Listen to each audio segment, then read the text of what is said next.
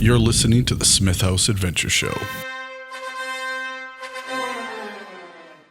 Who's your hero from the Marines that inspired you at the start of your career? And who did you learn about while in that continued that inspiration? Well, chesty puller is always, that's every Marine, Yeah.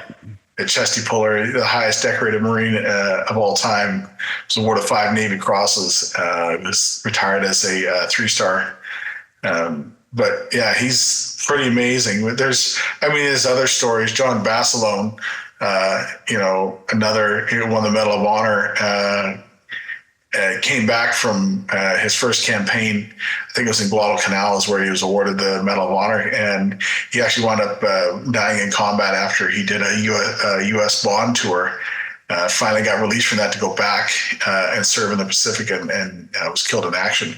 But he's kind of a big one. And there's, you go through the list right now. One of the guys that I admire the most is a gentleman by the name of Dakota Meyer. Dakota Meyer was awarded the Medal of Honor for action. I think it was in 2009 in the Kandahar province.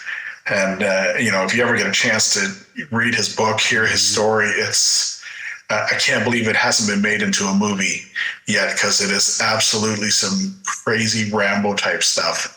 And as amazing as that story is, the story afterwards of Dakota's journey is, I find, even more amazing. Mm-hmm. He says, everybody wants to celebrate the absolute worst day of my life on a regular basis. And he says, you know how hard that is, how hard it is. Everybody wants to talk about the absolute lowest day of my life. And I'm getting an award for it. He says that's not easy to get through. Yeah. And his story is amazing. I love reading that one.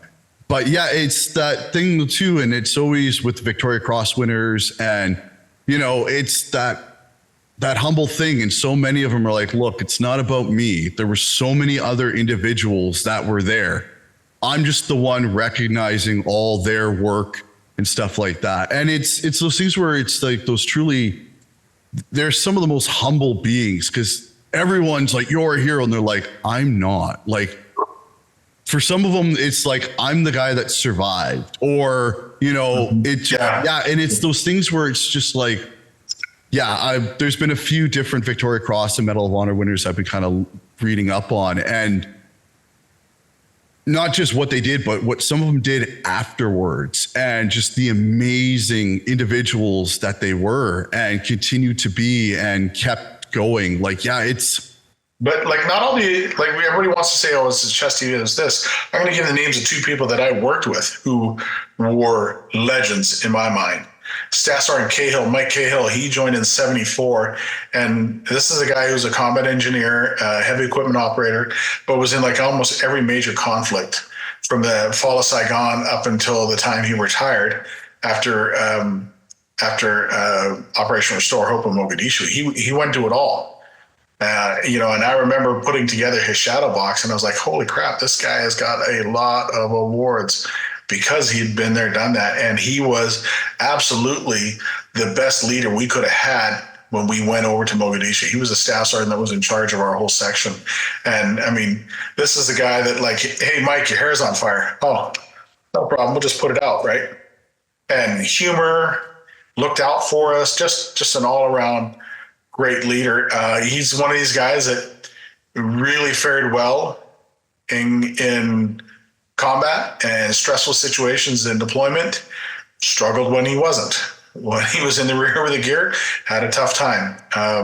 But yeah, I learned a lot of amazing lessons from him. Another guy is a Sergeant Major I worked for, Sergeant Major Burns, and he was, after he got out of boot camp and, before Vietnam, he never handled rifles until he was a sergeant. He was 2 pistols, tunnel rat, fighting the Viet Cong. Holy crap, this guy.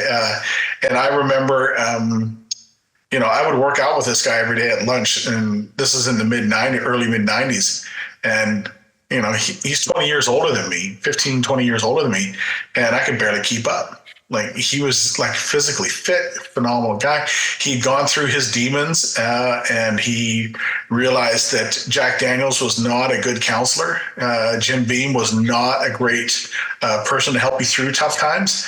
And so he was able to get through that. And he taught me a lot of great leadership lessons as well. Those two guys, I mean, they're just amazing. And I still keep in touch with Sergeant Major Burns. He's one of these guys that his example was inspiring. Thanks for your time. Please like, subscribe, and comment to help grow the show. And remember, get back up.